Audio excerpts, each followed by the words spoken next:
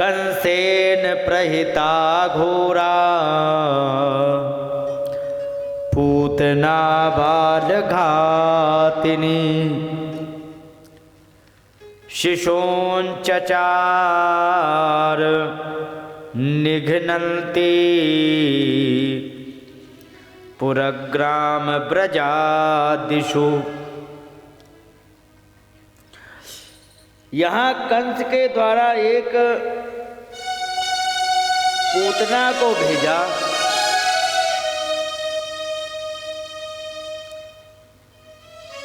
और भेजा किस लिए? क्योंकि वहां पर मीटिंग बन ही चुकी थी।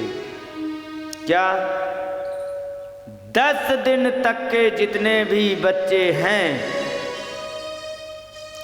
उन सब को तुम्हें मारना है। क्यों मारना है? क्योंकि हमारे काल ने जन्म ले लिया है। तो जन्म लिया होगा तो आज से 2-3 दिन पहले जन्म लिया होगा, इसलिए बिना रिस्क लिए 10 दिन तक के सारे बच्चों को मार डालो, हो गया। उसी मिशन पर आई हुई थी पूतना, और यहाँ पर आकर के उसका काम क्या था?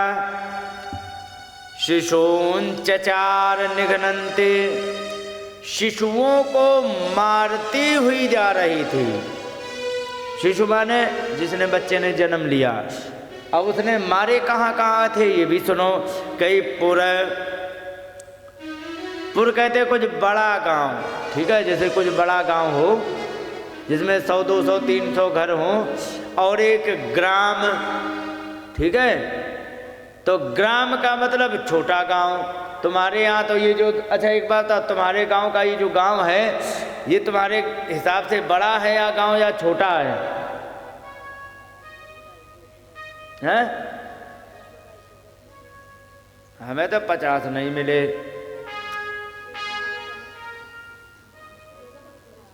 तो हमारे यहाँ पर ये सबसे छोटा गांव है। तो जो छोटे गांव होते तो उसको कहते हैं ग्राम। और जैसे तुम्हारे यहाँ ढाणी भी बोल देते कहीं कहीं, हमारे यहाँ गांव बोलते हैं छोटे गांव को। तो पुर कुछ बड़े गांव को, ग्राम छोटे गांव को, और ब्रज आदिशु, ब्रज कहते हैं गौशाला आदि को। मारते हुए जा रहे थे, और बढ़िया सा उसने मेकअप बनाया। मेकअप क्यों बनाया? क्योंकि नंद बाबा के यहाँ क्या था कि नंद बाबा के यहाँ एक तो बड़े थे, गोकुल के मुखिया थे, और सब लोगों से प्रेम करते थे, और सब लोग उनसे प्रेम करते थे। तो बड़ी भारी भीड़ थी उनके यहाँ। सारे रिश्तेदार, आस पड़ोसी और गांव के, दूसरे गांव के सब आए हुए थे मिलने के लिए। भीड़ बड़ी थी। पूतना ने सोची यहाँ हरकत करी जरा भी उल्टी सीधी, और हम बिना मेकअप के पहुँच गए तो बच्चे तक पहुँचने के पहले ही हमें कहीं और पहुँचा दिया जाएगा। इसलिए खतरा मोल नहीं लेंगे हम। फिर क्या करेंगे? ऐसा करेंगे कि जैसे बड़े लोग इनके यहाँ आ जा रहे वैसे ही हम बड़े बन के जाएं। अरे सीधी सी बात है, एक नियम होता है, अगर जो किसी के यहाँ भोजन करना हो और निमंत्रण ना हो तो बढ़िया VIP कपड़े पहन करके, लंबा सा परस लटका करके, और एक 4 पहिए की गाड़ी से उतर के जाओ, और जा करके वहाँ पर खूब चकाचक भल्ले पापड़ी खाओ, मटर पनीर खाओ, फिर लौट के आओ, गाड़ी में बैठो और निकल लो। लड़का वाले जानेंगे, ये लड़की वालों की तरफ से होंगे, लड़की वाले जानेंगे, ये लड़के वालों की तरफ से होंगे। खाओ पियो निकल लो। हाँ, हैं? गांव में होता है, शहरों में नहीं होता है। शहरों में तो वो जो निमंत्रण कार्ड है वो देखा जाता है। यदि निमंत्रण में आए हो तो निमंत्रण कार्ड दिखाओ तब अंदर जाओगे। छोटे छोटे हाँ घरों में, शहरों में जो छोटे छोटे घर होते हैं उनमें तो चल जाता, क्योंकि एक नियम होता है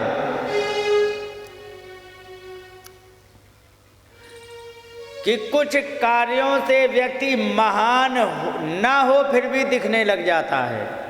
क्या क्या? क्योंकि विद्या वपुषा वाचा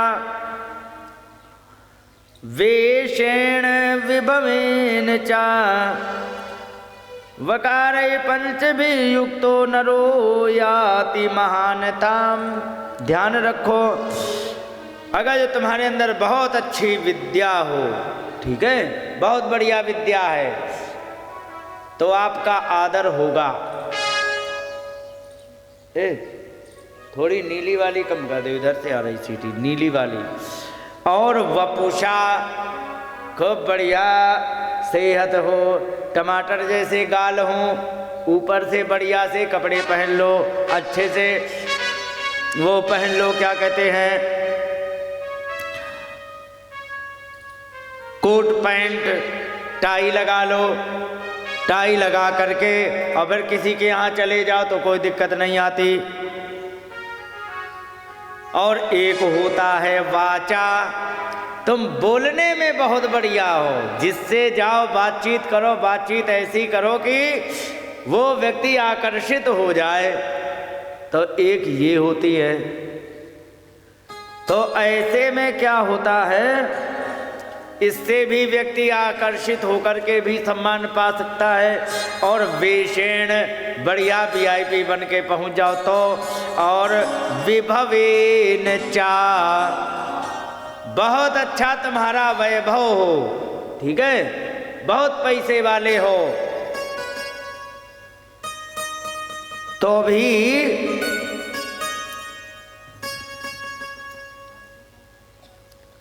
तुम्हारा सम्मान होगा। ये 5 प्रकार का वैभव जिसके पास होता वो व्यक्ति महान बताया जाता है, ठीक है। इसने सोची कि हम ये बड़े बड़े दांत, काले काले शरीर और ऐसे तमाशा करके पहुंच गए तो बहुत पिटेंगे, है ना, बहुत पिटेंगे, सारे ब्रजवासी मिलके तबीयत से मारेंगे। क्या करें, तो थोड़ा सा बना नाटक करना उसने शुरू किया। और यहाँ पर उसने बढ़िया सा मेकअप किया। ताम केश बंधा व्यक्ति शक्त मल्लिकाम बृहन्नितम स्तन कृच्छ मध्यमाम सुवाससं कंपित कर्णभूषण तुषोल्लसत कुंतल मंडितानन। यहाँ पर उसने बढ़िया सा केश बंधा, केश माने बाल, उसका बांध दिया जाता, क्या हो जाता है, जूड़ा बालों का। उसमें व्यतिशक्त मल्लिकाम, मालती के फूल गूंथ लिए। और बृहन्नितम स्तन कृच्छ मध्यमाम, शरीर तो वैसे ही बढ़िया बना था। सुवाससम, ऊपर से बढ़िया कपड़े पहन लिए। कंपित कर्णभूषण, उसने बढ़िया से कानों में ऐसे वे कानों के आभूषण पहने जो हिल रहे थे, मतलब लंबे लंबे पहने। और पहन करके वो जब हिल रहे थे, मेकअप तो वैसे ही बढ़िया किया था। और तो जब जाती थी तो सूर्य की किरणें पड़े उसके कानों के आभूषण पे, तो चमचमाहट से मुख और भी सुंदर दिखने लगा। तुषोल्लसद कुंतल मंडिताननम, बालों से बढ़िया से वैसे ही सजा रखा था, चेहरा बालों से ही अच्छा लग रहा था, लेकिन ऊपर से चमचमाहट से और अच्छी लग रही थी। और बड़े मुस्कुराते हुए जा रही है। वल्गुस्मिता पांग विसर्ग वीक्षय, और तिरछी नजरों से देखती हुई जा रही थी, हल्की मुस्कुराती हुई जा रही थी। और इस प्रकार से जा रही थी, मनोहरंती वनिता ब्रजौकसाम, सारे ब्रजवासियों की स्त्रियों के मन को हरण कर रही थी। कि हमें लगे नंद बाबा है, कोई बड़े घर की आई हैं, हमें लगे कोई बहुत अच्छे घर की हैं, कोई बड़े घर की आई हैं, ऐसी चर्चा होने लग गई। अमंसताम भोज करेण रूपिणी, और एक हाथ में अम्भोज माने कमल ले लिया उसने, और बड़ी सुंदर दिख रही थी। तो लोगों ने जाने गोप्या स्त्रियम दृष्टुमेव वागताम पतिम, ऐसा लगा ब्रजवासियों को कि मान लो साक्षात लक्ष्मी देवी आई हैं अपने पति से मिलने के लिए। इतना बढ़िया तमाशा किया। पर एक बात और बता दे माता, सुनो, भगवान को सब अच्छा लगता है, ठीक है, नकली रूप नहीं पसंद है। हाँ, और नकली का मतलब क्या है कि रेपर ऊपर बहुत बढ़िया लगा है, ठीक है, माल नकली है अंदर, ठीक है। ऊपर रेपर क्या बढ़िया बना के ऐसी लग रही जैसे साक्षात लक्ष्मी हो, लेकिन आई किस लिए है? भगवान को मारने के लिए। माल तो अंदर का बुरा भरा है ना, तो नकली माल भगवान को पसंद नहीं है। चाहे ये कृष्ण अवतार में देख लो, चाहे राम अवतार में देख लो। राम अवतार में एक और मेकअप करके आई थी। कौन आई थी? लंका के ब्यूटी पार्लर से आई थी सज के। हाँ, सूर्पनखा। अरे बढ़िया सा उसने रूप बनाया था, बड़ा सुंदर। हाँ, और बढ़िया रूप बना करके वहां पर, यहाँ पर कहते हैं, तुलसीदास जी कह रहे हैं, रुचिर रूप धर प्रभु पहिया,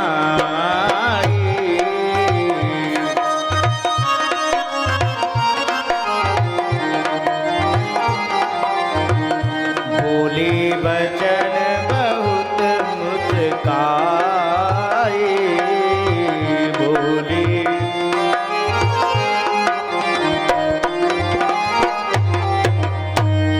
यहाँ पर बड़ा सुंदर रूप बना करके पहुंची और कहने लगी कि मैं तुमसे ब्याह करना चाहती हूँ, आपकी क्या राय है? तो भगवान को नकली रूप नहीं पसंद है, इसलिए भगवान ने क्या किया कि सीतहि चित कही प्रभु बाता, सीतहि चित कही, सीतहि चित कही प्रभु बाता, सीतहि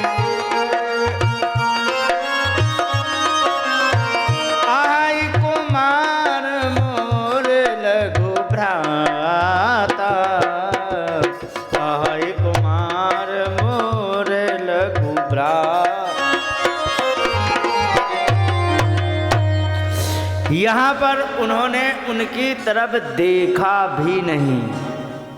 अच्छा एक बात बताओ, सच बताना आप लोग सोच के, जब बढ़िया मेकअप करते हो, ठीक है, आपकी नहीं, आज की नहीं, पिछली बात बताना, क्योंकि अब तो टाइम गया तुम्हारा, लेकिन पिछली याद जरूर होगी।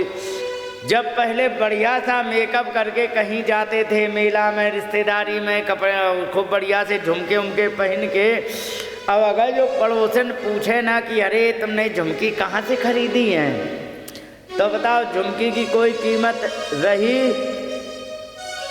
वो तभी कीमत हो जब पड़ोसन देखे, ठीक है, और पूछे कहाँ से ली, तब तो उसकी कीमत निकलती है। लेकिन एक बात और बता दें, अगर जो पड़ोसन देख के जल जाए तो उस जो खरीदी हुई वस्तु है उससे मुनाफा हो गया। हाँ, होता है कि नहीं? वो आई लंका के ब्यूटी पार्लर से मेकअप करके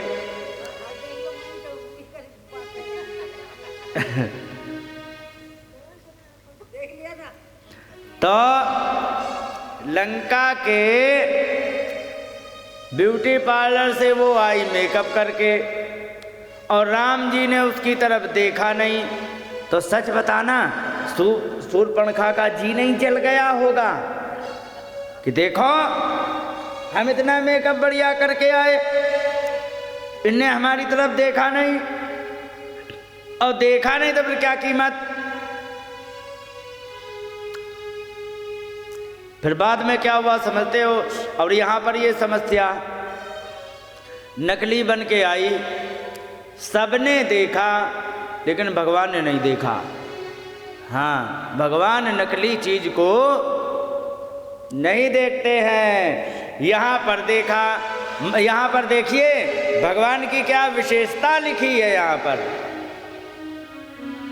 क्यों नहीं भगवान ने देखा? इसलिए नहीं देखा कि मेकअप तो जरूर बढ़िया करके आई, लेकिन आई किस लिए है कि विबुद्धताम बालक मारिका ग्रहम। भले ही बढ़िया मेकअप करके आई है, लेकिन ये बालकों को मारने वाली है, और वही योजना से आई है।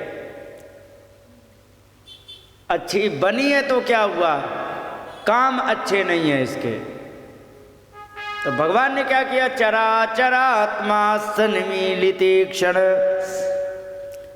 भगवान ने तुरंत आंखें बंद कर ली।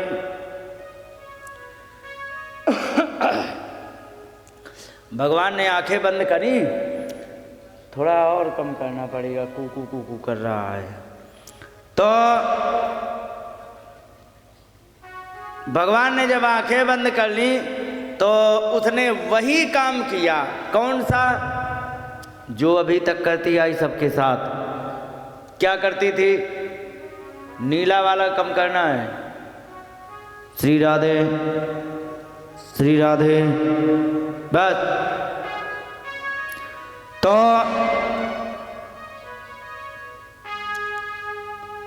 वही काम करने लग गई। कौन सा? जो काम अभी तक करती रही। क्या? सबके घर में जाती थी, गरीब घर के यहाँ दो चार माताएं बैठी होती, बच्चे को लिया, उठाया, दूध पिलाया। चूँकि वो जहर लगा के आई है, तो जैसे ही गया मुंह में जहर, तुरंत मर गया। 1 सेकंड नहीं लगा, फेंक दिया, आगे लग गई काम पर। जब ये इस प्रकार से करती थी तो उसे तो अभ्यास हो गया था। कोई भी नया काम करो 1-2 बार दिक्कत होती है, फिर उसके मिस पॉइंट और प्लस पॉइंट सब समझ में आ जाते हैं, और दिमाग में उसकी क्षमता बन जाती है, तो उस सामान्य जैसा हो जाता। उसने सोची कि अभी हम दूध पिलाते हैं, और जैसे ही दूध पिलाएंगे, जैसे ही जहर जाएगा उसी समय ये मर जाएगा, हम फेंक के आगे बढ़ेंगे। लेकिन वो भूल गई क्या कि अब तू जिसे दूध पिलाने जा रही हो, तेरे बाप का भी पिताजी लगता है। हाँ, अब की तू दही नहीं चूना चाटने जा रही है। अभी तक दही चाटती थी, अब की दही दिखाई पड़ रहा रखा हुआ, लेकिन रखा है चूना, तू खा। उसने उठा भी लिया। चराचरात्मा सन्मीलिते क्षण अनंतमारोपयदंकमंतकम। अनंत भगवान को अंकम आरोपयत, गोद में उसने ले लिया। और है कौन? सुखदेव भगवान ने कहा, सुनो परीक्षित जी, क्योंकि हाँ, जिसको उसने बच्चा समझ के लिया है ना, वे हैं कौन? क्योंकि अंतकम, जो अंत करने वाले हैं। अंत कौन करता है? यमराज। सबको लेने कौन आते हैं? यमराज। साक्षात यमराज हैं। और वो उठा क्या सोच के रही है कि ये बच्चा है। बच्चे के धोखे उठा किसे रही? यमराज को। अंतकम है वो। और अच्छा, एक बात और बता, तुम जानती हो माता जी, ठीक है, तुम्हें बताएं। 11वें अध्याय में जब भगवान ने बड़ा भारी भयंकर रूप दिखाया है ना अर्जुन को, तो विराट रूप, हाँ आप सही कह रहे, विराट रूप दिखाया, तो उसमें उन्होंने क्या क्या दिखाया कि जितने द्रोणाचार्य ये सब कुछ हैं और ये सबको खाए जा रहे हैं। फिर उन्होंने मुंह खोल के दिखाया ऐसे करके। एक बात और बता, तुमने पालक की सब्जी खाई कभी? हाँ, गोवर्धन माता पालक की सब्जी खाई है? तो पालक की सब्जी जब खाते हैं, सुनो,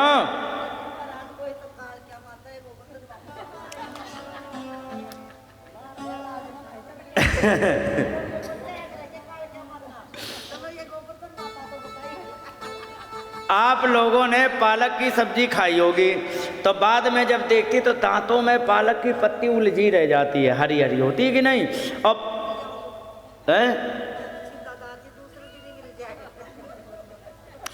तो कहने का मतलब दांतों में पालक की पत्ती फंसी रह जाती है। और जब इन्होंने खा लिए तो इन्होंने फिर मुंह खोल के दिखाया, किसको? अर्जुन को।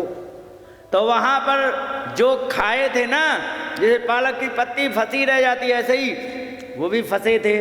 कौन? लिखा है कि द्रोणम च भीष्मम च जयद्रथम च।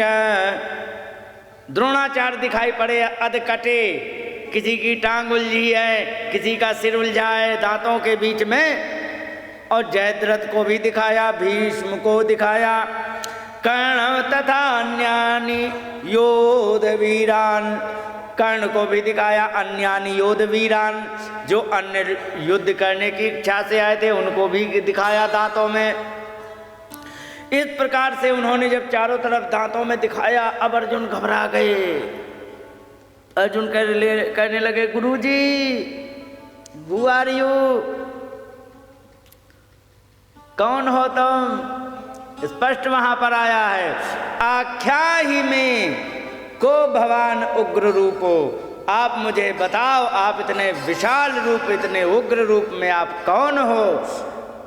नमोस्तुते देव वर प्रसीद, हे देवताओं में श्रेष्ठ, आप प्रसन्न होकर के मुझे ये बताओ आप हो कौन। तब भगवान ने अपना असली परिचय वहां दिया है। 11वें अध्याय के शायद 33-34 नंबर श्लोक होगा, मुझे पक्का याद नहीं है, ये होगा इसी के बीच में, 33-34 में ही है। वहां पर भगवान ने कहा कि तुम कौन हो, तो बता रहे कि कालोस्मि लोक क्षय कृत प्रवृद्धो लोकान समाहर तुम यह प्रवृत्ता। मैं इस संसार के लिए काल हूं, क्षय कृत प्रवृद्धो, मैं सबका नाश करने के लिए आगे बढ़ा हूं। और लोकान समाहर तुम यह प्रवृत्ता, सारे लोगों को समेट ले जाने के मैं लग चुका हूं। और सुनो, तुम कह रहे हो कि मैं बाण नहीं चलाऊंगा, बहुत परेशान करे, बहुत समझाया तुम्हें, तो ध्यान रखो, ऋते पीत्वाम, तुम्हारे ना होने पर भी न भविष्यन्ति सर्वे, एक भी नहीं बचेगा, क्योंकि मैं उन्हें मार चुका हूं। योवस्थिता प्रत्यनीकेषु योद्धा, जो सामने विरोधी सेना में है एक भी नहीं बचेंगे अर्जुन, ध्यान रखो, क्योंकि मैं संकल्प करके मार चुका हूं। इसलिए सीधी सी बात कह रहा हूं, तस्मात् त्वम उत्तिष्ठ यशो लभस्व, इसलिए तुम उठो, केवल यश प्राप्त करो, मार तो मैं नहीं डाला है। और एक बात बताओ, सच बताना, राम जी से मारे कौन बचाएगा? और राम जी से बचावे तो कौन बिगाड़ेगा उसका कोई कुछ? यही बात आ गई। उसने सोचा जरा सा बच्चा है, हम उठा के गोद में धर लेंगे, अभी दूध पिलाएंगे, और जैसे ही दूध जाएगा, हलाहल नाम का जहर, और जैसे ही जाएगा सो तुरंत ये टपक जाएगा, फेंक के हम आगे मिशन में लग जाएंगे। लेकिन भूल गई कि उठा किसे रहे। सुखदेव भगवान बता रहे हैं कि तू उठाया किसे है? साक्षात अंतकम यमराज को उठा लिया है। और यमराज को उठाया, उठाने के बाद उदाहरण क्या सुंदर दिया है, कैसे उठाया उसने, धोखा किस प्रकार से हुआ। अच्छा, आप लोग जब हार खेत काम करने जाते हैं तो चंद्रमा रात हो अच्छी तरह और रास्ते में आ जाते हैं, और अगर जो स्पष्ट ना दिखे कि ये क्या है या क्या नहीं है, थोड़ी कम चंद्रमा रात हो और रस्ती पड़ी हो रास्ते में, अचानक दृष्टि पड़े तो बिलबिला के भाग जाते हैं सांप की वजह से, सांप है कि नहीं है। तो ईमानदारी से बताया, केवल डर तो जाएंगे लेकिन उससे बनेगा बिगड़ेगा नहीं कुछ। मालूम है क्यों? क्योंकि तो रस्सी है, रस्सी है, रस्सी तो नहीं काटेगी, उससे कुछ नुकसान नहीं होने वाला है, ठीक है। लेकिन एक बात बताओ, अगर जो वास्तव में जिंदा सांप पड़ा हो, ठीक है, और जिंदा सांप को तुम रस्सी के धोखे उठाओ, फिर क्या होगो? काटेगा, फिर क्या होगा? राधे राधे होगा। यही बात कह रहे सुखदेव जी, कह रहे कि सुनो उसने उठाया कैसे? जैसे अनजाने में कोई रस्सी के धोखे सांप उठा लेता है। लिखा है यथोरगम यथा उर्गम सुप्तम, सोए हुए सांप को अबुद्ध रज्जु दे। अनजाने में रस्सी के धोखे जैसे कोई उठा ले, पूतना ने बच्चा समझ के साक्षात यमराज को उठा लिया है। अब यमराज को उठाया है तो कोई बात नहीं, उसने अपना वही वाला प्रोग्राम शुरू किया। कौन? जैसा अभी तक करते आई, हाँ वही प्रोग्राम। जाए उठावे, दूध पिलावे, मर जाए फेंक दे, आगे बढ़ जाए, वही सिस्टम फिर इसने शुरू किया। और जैसे ही उठाया तुरंत अपने मिशन में लग गई, दूध पिलाना शुरू किया। भगवान ने कहा कि यदि तुम आ ही गई हो प्रेम पूर्वक पिलाने के लिए तो हम क्यों तुम्हारी प्रसादी को मना करें, आ जाओ। तो फिर क्योंकि उधार भी चुकाना था। तो हाँ, उधार उसका था, बलि की बेटी रत्नमाला का। उसने कहा कि वाह क्या सुंदर बालक है, अगर भगवान प्रभु हमें भी बच्चा दो तो ऐसे ही सुंदर देना। अभी सामने खड़े थे, उन्होंने कहा कि ये इच्छा है, कोई बात नहीं, मैं तुम्हारा बच्चा बन जाऊंगा, कोई बात नहीं। और थोड़ी देर बाद देखा पिताजी को बांध लिया इसने। अरे राम राम राम, देखने में सुंदर है, बड़ा खतरनाक है, इसको तो जहर दे करके मार देना चाहिए। भगवान ने कहा कि जैसी तुम्हारी इच्छा भाई, बेटा बनाओ चाहे जहर खिलाओ, सब कुछ चलेगा। जब तुमने कह ही दिया है तो हम सब तैयार हैं सहने के लिए, तो चलो तुम जहर भी पिला देना। तो वही जहर पिलाने आ गई। जैसे ही जहर पिलाना प्रारंभ किया, जहर पिलाने उसने दूध पिलाना शुरू किया, तो भगवान ने भी तमाशा रचना शुरू किया। तस्मिन् स्तनम दुर्जर्य वीर्यमुल्बलम, भयंकर जहर लगा के आई। और घोरांकमादाय शिशोर ददावत, माता की गोद भयंकर होती है या स्वर्ग जैसी? क्यों? जो माता होती है, माता की गोद में बच्चे को क्या अनुभव होता है? स्वर्ग का अनुभव होता है या डर लगता है? स्वर्ग का होता है, माता है भाई। लेकिन यहाँ पर जहर पिलाने आई। सुखदेव जी कह रहे कि घोरम अंकम आदाय, भयंकर गोद में उसने ले लिया है। माता जीवन रक्षा करने का प्रयास करती हुई जीवन लेने आई है। और शिशोर ददावत, भगवान को दे दिया क्या? स्तन। दूध पिलाना शुरू कर दिया। दूध पिलाना शुरू कर दिया तो भगवान ने कहा कि तुम आई हो तो कोई बात नहीं, जैसी तुम पूजा करोगे वैसे ही हम स्वीकार करेंगे। तो भगवान ने भी गाढ़म कराभ्याम, मजबूत हाथों से भगवान प्रपीड्य तत्, भगवान ने दबाना प्रारंभ कर दिया। प्राणै समम रोष समन्वितो पिबत, प्राणों के साथ जहर, प्राण, शक्ति सब पी गए। और जैसे ही प्राण निकलना शुरू हुआ, एक बात और बता दें, इस चीज की चर्चा हो चुकी है, जो धर्मात्मा होता है उसके प्राण बड़े आसानी से निकल जाते हैं, उसे पता ही नहीं लगता है कि मैं सो गया हूँ या राधे राधे हो गया हूँ। और जो दुष्ट आत्मा होता है वो मनाता रहता है भगवान अब उठा लो, भगवान अब उठा लो, लेकिन प्राण नहीं निकलते। क्यों? जो किया उसका पेमेंट तो ले लो पूरा, समझ गए? तो इसने अच्छे काम तो किए नहीं। बाल हत्या एक आतंकवादी का काम है। और ऐसे बच्चे कौन, कैसे, जिसने जन्म लिया है, बताओ उसने क्या किसी का बिगाड़ा होगा? वैसे कि तुम हत्या करो, बहुत बड़ी हत्या होती है। ऐसी हत्या करके वो आने वाली थी, प्राण बड़े मुश्किल में निकले, तो इतने में चिल्लाने लग गई। सा मुंच मुंचालमिति प्रभाषिणी, हे भगवान छोड़ दो छोड़ दो छोड़ दो छोड़ दो। भगवान ने कहा, यहाँ का सा चिल्लाने लग गई वो, मुंच मुंच छोड़ दो अलम बहुत हो गया। इति प्रभाषिणी, इस प्रकार से वो चिल्लाने लग गई। निष्पीड्यमानाखिल जीव मर्मणि, एक एक मर्म मर्म से प्राण निकलने लग गए तो बड़े दर्द करने लग गए। विवित्र नेत्रे, क्योंकि जब वो दर्द करे शरीर में, हर एक शरीर में अंग में दर्द करना शुरू हुआ, तब तो विवित्र नेत्रे, आंखें उलट गईं।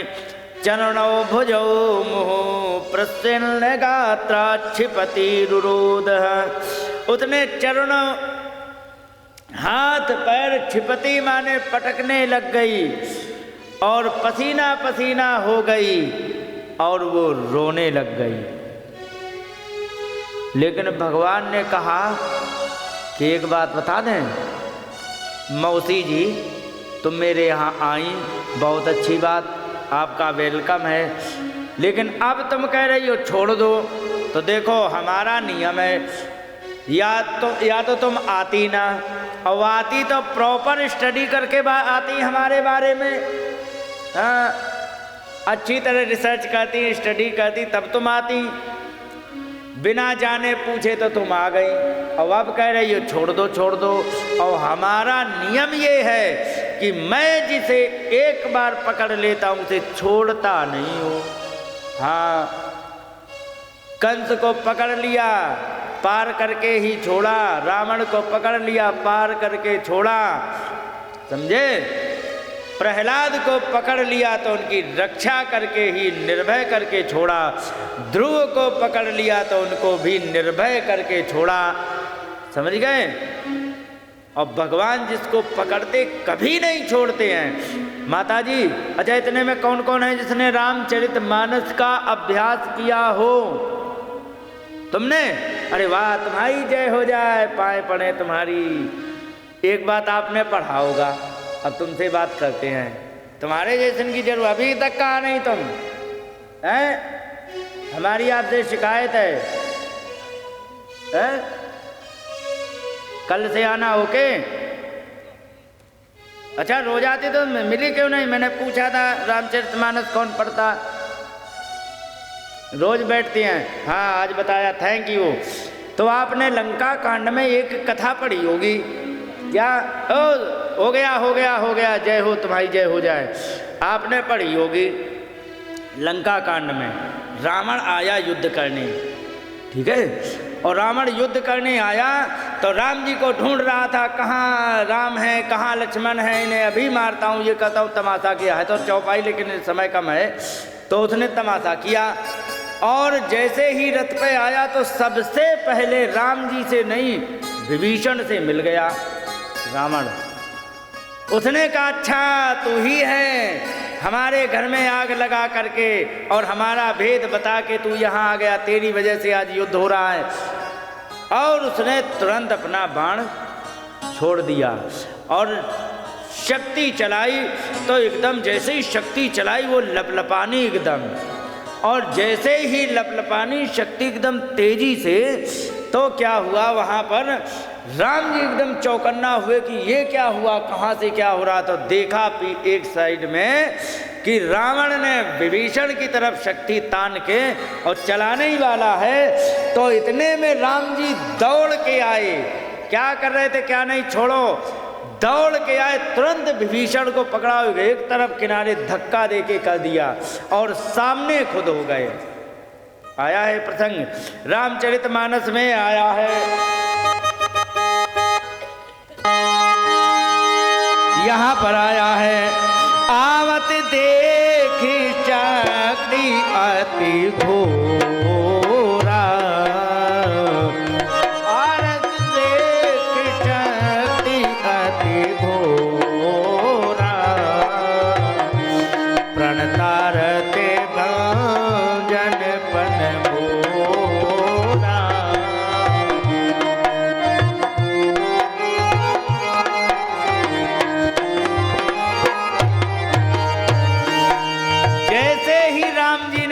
देखा कि विभीषण की तरफ शक्ति चला दी है, तो तुरंत विभीषण पाछे मेला, तुरंत विभीषण पाछे मेला, सन्मुख राम सहेउ सोई सेला, सन्मुख राम सहेउ सोई सेला। यहाँ पर देखा विभीषण की तरफ शक्ति आते तो तुरंत एक तरफ करके अपने ऊपर शक्ति ले ली। क्यों ले ली मालूम है क्यों? इसके पीछे एक कारण है। कारण का बताया कब? जिस समय लक्ष्मण की शक्ति लग गई। लक्ष्मण के जब शक्ति लग गई तो हनुमान जी चले गए वहाँ बूटी लेने। थोड़ा व्यविधान हो गया, एक तो काले ने भी टकरा गया, बाबा जी बन के आया था, उसको भी निपटाना था उसमें, और थोड़ा सा भरत जी के कारण विलम्ब हो गया, तो थोड़ा सा विलम्ब हो गया था। राम जी ने देखा कि सुबह हो गई है, सूरज निकलने के पहले जो लाल लाल अरुणोदय कहते हैं वो हो चुका है, लेकिन हनुमान जी नहीं आए। अब राम जी कह रहे हैं वहाँ पर बैठ करके कि अब तो तुम जाओगे, पक्का हो गया। क्या लक्ष्मण जी? कि तुम तो परलोक को जात होता, तुम्हारे संग ये हमारे हो प्राण तुम्हें संग जय है। तुम तो परलोक को जा रहे हो, लेकिन ये ध्यान रखना कि मेरे प्राण जो हैं वो भी तुम्हारे साथ जाएंगे, और हमरो तुम्हारो मरिबो सुन के सिय आप समंदर माही समय है। मैं मर गया हूँ और तुम मर चुके हो, ये जिस समय सीता को पता लगेगा तो आकर के समुद्र में अपनी आत्महत्या कर लेंगे। लेकिन बानर भालू सबे लख के गति, जाय पुनः किस किंधा मरई हैं। ये वहाँ से जाकर के किष्किंधा चले जाएंगे और अपने वहाँ पर रहने लग जाएंगे। लेकिन एक बात बताओ, एक ही सोच मेरे मन में कि ये कौन के भौन विभीषण जी है। लंका में जा नहीं सकते हैं क्योंकि वहां से लात मार के भगा दिए गए हैं। इनका कोई और स्थान है नहीं।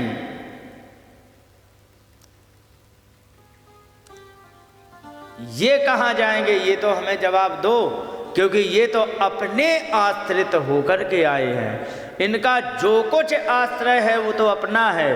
बस एक बात मुझे बता के चले जाओ कि अब ये विभीषण किसके घर जाएंगे। सीता समुद्र में चली जाएंगी, हम तुम परलोक जा ही रहे हो, और बानर भालू वहाँ चले जाएंगे जहाँ से आए थे। लेकिन ये कहाँ जाएंगे ये बताओ। इसलिए भगवान ने तुरंत क्या किया कि तुरंत विभीषण पाछे मेला, सन्मुख राम सहो सोई सेला। वहां पर तुरंत ही विभीषण को पीछे करके सीधे वही शक्ति को सह लिया। भगवान जिस समय रक्षा करने के लिए आते हैं तो किसी भी सीमा पर उतर जाते हैं। एक बार क्या हुआ, महाभारत का युद्ध चल रहा था, ठीक है। तो वहां पर कर्ण के पास एक अश्वसेन नाम का सर्प आया। अश्वसेन नाम के सर्प ने कहा कि कर्ण एक काम करो, तुम अभी अर्जुन को मार डालोगे। क्योंकि क्या करें बताओ, क्योंकि मुझे अपने बाण पर लगा करके चला दीजिए और जैसे ही मैं जाऊंगा तो वहां पर तुरंत सब कुछ जला के राख करके आ जाऊंगा। कर्ण ने कहा कि अरे तुमने क्या मुझे कायर समझा है? मेरी शक्ति इतनी नहीं है कि हम उसे लड़ सकें, ये हम छल का युद्ध क्यों करें? अश्वसेन ने कहा कि पागल मत बनो, ये युद्ध है, जो शक्ति हो उसकी सहायता लेनी चाहिए। बहुत समझाया तो कर्ण ने उसको चला दिया। भगवान कृष्ण ने देखा, हे भगवान ये आ रहा है, निश्चित जला डालेगा। और जैसे ही जला डालेगा, अब ऊपर बैठे थे हनुमान जी, भगवान कृष्ण चला रहे थे रथ को, अर्जुन चल रहे थे। भगवान कृष्ण जान गए और जैसे ही जाना कि हे भगवान ये अश्वसेन नाम का आ रहा है तो जला डालेगा, तुरंत भगवान ने ऊपर देखा, हनुमान जी ने तुरंत मन की बात पड़ी, हल्का सा वजन बढ़ाया, बड़बड़ा के घोड़ा घुटने के बल गिर गए, पहिया जमीन में धस गए और धस करके वो घोड़ा गिरे। इतने में वो बाण आया तो अर्जुन को तो नहीं लेकिन मुकुट को लेकर के आगे गया और धड़धड़ा के मुकुट जल गया। समझ गए? ये महाभारत में इसकी कथा वर्णित है। एकदम धड़धड़ा के जैसे मुकुट जला। अब कान खड़े हुए अर्जुन के, हे भगवान ये कौन है, ये क्या था? अरे क्योंकि ये क्या बताया जाए, अश्वसेन नाम का एक सर्प है, क्योंकि ये इससे हमारी क्या दुश्मनी? क्योंकि हाँ तुम्हारी दुश्मनी थी, वो खांडव वन जब जलाया था तुमने तो उसमें इनका परिवार के लोग मर गए थे, तो उसी में ये बदला लेने के चक्कर में तुम्हारे पीछे पड़ा है। आज ये आ गया था, सोचा कि सामने तो लड़ नहीं सकते तो डायरेक्ट नहीं तो इनडायरेक्ट ही कुछ ना कुछ तो किया जाए, तो वही करने आया था। क्योंकि अच्छा, तो कहने का मतलब ये, जब भगवान रक्षा करने के लिए आते हैं तो चाहे घोड़ा गिरे, चाहे रथ टूटे, चाहे कुछ हो, रक्षा करनी है तो समझ गए? भगवान यही समझा रहे हैं किसको? पूतना को, कि या तो तुम आई हो या तो तुम हमारे बारे में अच्छी तरह स्टडी करके आती, रिसर्च करती, ना तो तुमने रिसर्च की ना स्टडी की, अब कह रही हो छोड़ दो छोड़ दो। छोड़ना ही मेरे खाते में नहीं है, इसलिए अब तो नहीं छोड़ सकता मैं। तो जब नहीं छोड़ा तो निष्पीड्यमाना खिल जीव मर्मणि, एक एक मर्म से जिस समय प्राण निकलने लग गए तो बड़ी घबराई और आंखें निकल आईं। और यहाँ पर चरणों भुजौ क्षिपति, हाथ पैर पटकने लग गई और प्रस्विन्न गात्रा, शरीर पसीना पसीना हो गया और रुरोधहा, रोने लग गई। और जब बड़ी तेजी से रोई तो रोने में इतनी तेज आवाज आई, यहाँ पर लिखा है कि रसादिश्च प्रतिनेदि रे जना पेतुच्छितो वज्र निपात शंकया। जैसे ही ब्रजवासियों ने इतनी तेज आवाज सुनी, उन्होंने कहा ये क्या हो गया, हमें लगा कहीं वज्रपात हो गया है। और इतनी भयंकर आवाज सुन के ब्रजवासी छितौ पेतु, पृथ्वी पर गिर पड़े। क्यों? क्योंकि वज्रनिपात संज्ञा लगे, वज्रपात हो गया है। उसकी आवाज़ से इतने घबरा गए ब्रजवासी। और फिर देखा कि वज्रपात तो कहीं नहीं, सब कुछ ठीक ठाक चल रहा है, लेकिन ये हुआ क्या? तब तक उसके हाथ पैर जवाब दे चुके थे, क्योंकि वो हाथ पैर तो पटकने ही लग गई थी। तब तक हाथ पैर जवाब दे चुके और एकदम धड़ाम से गिरी पृथ्वी पर। मालूम है कितनी बड़ी थी? गणित लगाना माता, ठीक है? यहाँ पर कहा है कि पतमानोपि तद्देहम, गिरते हुए वो देह के, त्रिगव्यूति अंतरद्रुमान, 3 गव्यूति के अंदर के सारे वृक्ष के क्या हुआ कि चूड़यामास, राजेंद्र सारे के सारे चूरन बना दिए। अब एक गव्यूति कितना बड़ा होता है ये सुन लो। एक गव्यूति होता है माता 2 कोस का, ठीक है। तो 3 गव्यूति में कितने कोस हो गए? 6। एक्सीलेंट, क्या बात है। 6 कोस हो गए। और 6 कोस में ध्यान रखो 12 मील और 18 किलोमीटर होते हैं, ठीक है। 12 मील और 18 किलोमीटर के भीतर के जितने भी वृक्ष थे सारे के सारे उसने तोड़ डाले। कितना बड़ा विशाल रहा होगा शरीर। अच्छा एक बात बताओ, इतनी बड़ी वो विशाल है 18 किलोमीटर की, तो उसे जलाने में कितनी बड़ी चिता बनानी पड़ेगी? कम से कम 20 किलोमीटर की। हाँ तब तो जलेगी, लेकिन 20 किलोमीटर की चिता बना के जलाई जाएगी तो ईमानदारी से ब्रजमंडल में इतनी गर्मी नहीं हो जाएगी कि वो ठंड में भी गर्मी का अनुभव होने लगे। और ये बात कब की है? सावन की, भादों की अष्टमी से 6वें दिन की बात है। 8, 6, 14 लगभग उसके प्रतिपदा के तो पहले की ही बात है, इतनी जल्दी की बात है। तो उस समय मतलब ये है कि गर्मी तो वैसे ही इतनी बड़ी चिता में तो ज़्यादा बवाल बन जाता। फिर उन्होंने क्या किया कि यहाँ पर उन्होंने कलेवरम परस विच्छित्वा तत्ते ब्रजऊ किसा, उन्होंने छोटे छोटे टुकड़ों में उसे काट काट करके छोटी छोटी चिताएं बना के, सैकड़ों चिताएं बना के जला डाला। जब वह गिरी थी ना तो वहां पर देखा कि हे भगवान ये क्या हुआ। जैसे ही वो गिरी इतने में क्या हुआ कि नंद बाबा मथुरा से आज गए थे और जैसे ही आए वैसे ही धड़ाम से गिरी।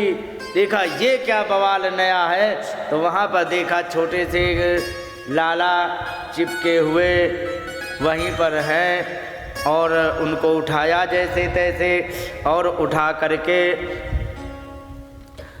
माता यशोदा को दिया कि देखो तो तुम बच्चे को नहीं संभाल पाती हो, क्या करती हो। फिर वहाँ पर माता ने बाल रक्षा स्तोत्र का वहाँ पाठ किया और पाठ करके भगवान की रक्षा करने के लिए उन्होंने उपाय किया। और उपाय करने के पश्चात इनका दाह संस्कार आदि सब कुछ किया। लेकिन अंत में एक बात बड़ी सुंदर कही गई जिसके लिए ये पाठ सुनाया गया। समझ गए? अभी तक तो कथा सुना रहे थे, लेकिन इस पाठ का मतलब क्या है ये सुनो, ठीक है। तो यहाँ पर कहा गया है कि पूतना लोक बालग्नि राक्षसी रुधिरासना, वो पूतना लोक माने संसार के बच्चों को मारने वाली थी। और जिघान से अपि हरे स्तनम दत्वाप सदगतिम, भले ही मारने के लिए ही सही उसने दूध तो पिलाया। बस भगवान ने इतनी ही अच्छाई देख ली और आप सदगतिम माने उस सदगति को प्राप्त कर गई। तो एक बात बताओ, पूतना जब आई थी तो उसने बुरे भावना से ही दूध पिलाया था तो उसको सदगति हो गई। तो आप लोग जो भी सब्जी दाल रोटी बना के जो भोग लगाते हो तो क्या तुम्हारी सदगति नहीं होगी? किसी भी प्रकार का संदेह है क्या? समझ गए? हाँ, जब इतना बुरा कर्म करने आई है कि भगवान को मारने आए फिर भी उसकी सदगति हो गई। तुम तो श्रद्धा से, और ये बात मैं कह नहीं रहा हूँ, इसमें लिखी है किम पुनः श्रद्धया भक्त्या कृष्णाय परमात्मने प्रयच्छन प्रियतमम किमनु रक्ता तन्मातरो यथा। ये बताइए कि उसने तो जहर पिलाने के लिए मारने के लिए ही किया, तो उनकी क्या गति होगी जिन्होंने रक्त माने आसक्त हो करके उनमें प्रेम करके भगवान को और उन माताओं ने दूध पिलाया तो उनका क्या होगा? तो उनकी तो सदगति में किसी भी प्रकार की कोई कमी नहीं होगी। यही बात यहाँ कह रहे हैं। तो आगे भी कहा गया, या तो धान्य पिसा स्वर्गम अवाप जननी गतियों, राक्षसी होकर के भी वो स्वर्ग चली गई। तो कृष्ण भुक्त स्तन क्षीरा किमु गावो किमु मातरा, कृष्ण ने जिनका जिनका दूध पिया है, चाहे गाय हो चाहे माताएं हो, यशोदा मैया हो या जो भी हो, चाहे कोई हो, तो इन सब को जब ये हो गया है तो उनकी मुक्ति के लिए क्या संदेह है? तो कहने का तात्पर्य ये है कि यहाँ पर इस प्रकार से इन्होंने इस प्रसंग को सुनाया। बोलिए गोविंद भगवान की जय।